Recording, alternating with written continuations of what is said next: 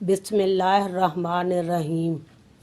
मिशकात शरीफ के मुताबिक हदीस नंबर 41 उस्मान रज़ियल्लाहु तआला अन्हु बयान करते हैं, जब नबी सल्लल्लाहु अलैहि वसल्लम ने वफ़ात पाई तो आपके सहाबा कराम आपकी वफ़ात पर गमज़दा हो गए, हत्ता के करीब था कि इनमें से बाज़ वसवसे का शिकार हो जाते।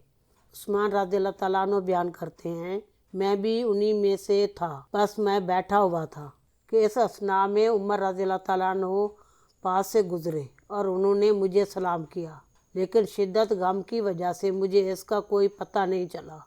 बस उमर रज़ियल्लाहु तआला अन्हु ने अबू बकर रज़ियल्लाहु तआला अन्हु से शिकायत की। फिर वो दोनों आए, हत्ता कि इन दोनों ने एक साथ मुझे सलाम किया। तो अबू बकर रज़ियल्लाहु तआला अन्हु ने फरमाया, आपने किस वजह से अपने भाई उमर के सलाम का जवाब नहीं दिया? मैंने कहा, मैंने तो इसे नहीं किया। तो उमर रज़ियल्लाहु तआला अन्हु ने फरमाया, क्यों नहीं, अल्लाह की कसम आपने ऐसे किया है। उस्मान रज़ियल्लाहु तआला अन्हु कहते हैं, मैंने कहा, अल्लाह की कसम मुझे आपके गुज़रने का पता है ना सलाम करने का।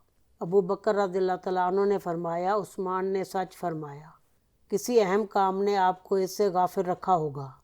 तो मैंने कहा, आपने ठीक कहा। उन्होंने पूछा, वो कौन सा अहम काम है? मैंने कहा, अल्लाह ताला ने नबी सल्लल्लाहु अलैहि वसल्लम को वफ़ात दे दी, इससे पहले कि हम आपसे इस मामले की निजात के बारे में दराफ्त करते। अबू बकर रज़ियल्लाहु तआला अन्हु ने फरमाया, मैंने इसके मुतल्लिक़ आपसे पूछ लिया था। मैं इनकी तरफ मतवज्जा हुआ और उन्होंने कहा, मेरे वालिदैन आप पर कुर्बान हों, आप ही इसके ज़्यादा हकदार थे। अबू बकर रज़ियल्लाहु तआला अन्हु ने फरमाया, मैंने कहा, अल्लाह के रसूल, इस मामले का हल क्या है?